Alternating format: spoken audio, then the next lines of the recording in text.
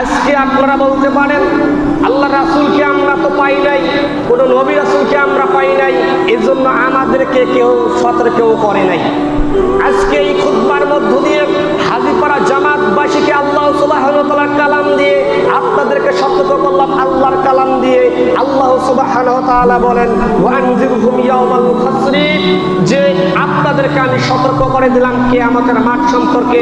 কিয়ামতের মাঠ বড়ই বিপদের মাঠ, কিয়ামতের মাঠ বড়ই দুঃখ কষ্টের মাঠ।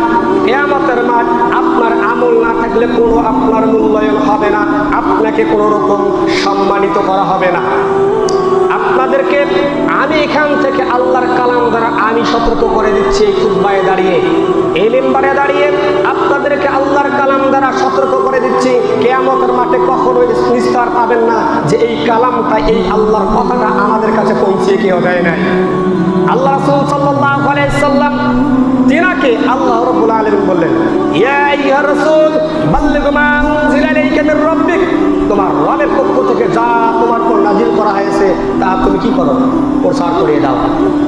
আল্লাহ রাসূল সাল্লাল্লাহু আলাইহি সাল্লাম বলেছেন, বাল্লিগ আন্নী ওয়ালাউ আয়া, আমার একটা আয়াতও যদি কারো সামনে থাকে, একটা নিদর্শন, একটা কথা, তা তুমি প্রচার করে দাও। সেই কোরআনের আয়াত দ্বারা এবং আল্লাহ রাসূল সাল্লাল্লাহু আলাইহি ওয়াসাল্লাম হাদিস দ্বারা এই নির্দেশ পেয়েছি বিধায় আপনাদের সামনে আমি কথাগুলো প্রচার করে দিলাম, আপনাদের কানে কানে আমি পৌঁছিয়ে দিলাম। কিয়ামত একদিন আসবে, কিয়ামত নামে একটা দিন আছে, ইয়ামুল কিয়ামত, এই কিয়ামত বলে একটা দিন আছে, সেই দিনটা আপনাকে আমাকে পৌঁছিতে হবে। সেই দিনটা সম্পর্কে আপনাদের সতর্ক করে গেলাম।